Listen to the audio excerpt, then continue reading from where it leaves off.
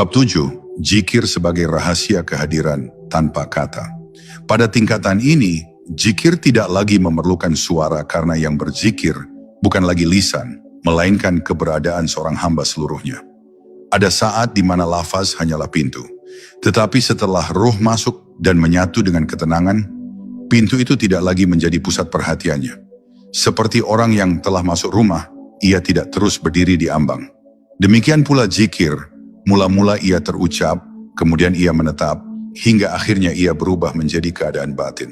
Pada saat itu, diam pun menjadi tasbih, tarikan napas menjadi tahlil, hembusan menjadi tahmid, dan hadirnya hati menjadi syahadat yang tak terdengar, tetapi disaksikan oleh yang mendengar tanpa suara. Zikir jenis ini tidak terlihat dari luar, tetapi terasa dari dalam. Sebuah kehadiran lembut yang tidak dipanggil, namun tetap menyertai.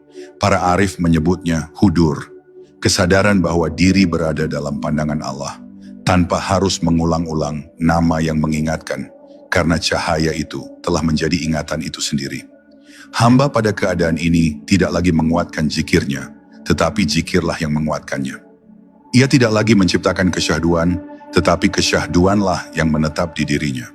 Ia tidak lagi mengusahakan kekhusyukan, sebab kehadiran Allah telah menjadi gravitasi yang menenangkan setiap ruang kesadarannya.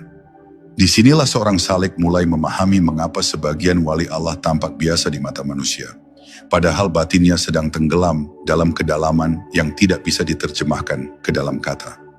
Mereka tidak gaduh oleh ibadah, namun terjaga oleh kehadiran. Mereka tidak tampak panjang berzikir dengan bibir, tetapi jiwanya tidak pernah keluar dari zikir.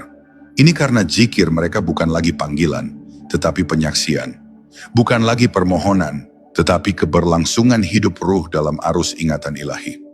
Mereka tidak lagi mengingat Allah sesekali. Mereka hidup di dalam ingatan Allah secara terus-menerus.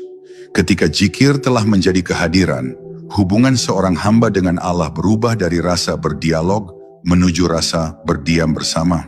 Ia tidak mencari jawaban karena menyadari bahwa dialah yang sedang dijawab dengan keberadaan itu sendiri. Doa tidak lagi terbungkus kata, sebab seluruh hidupnya menjadi doa yang tidak terucapkan. Ia mungkin tampak hening dari luar, tetapi batinnya seperti mata air yang mengalirkan cahaya.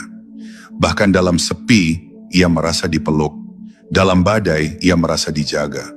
Dalam lupa manusia, ia tetap merasa diperhatikan oleh yang tidak pernah lupa.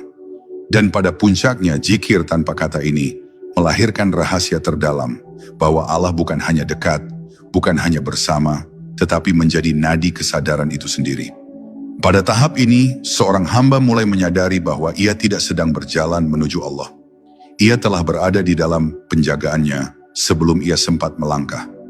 Maka diamnya adalah zikir, tenangnya adalah sujud, dan keberadaannya sendiri adalah tanda bahwa ia telah kembali kepada asalnya. Inilah zikir yang tidak tampak oleh telinga manusia, tetapi disaksikan oleh langit. Tidak bersuara, tetapi lebih keras dari gemuruh gunung-gunung dalam pandangan Allah.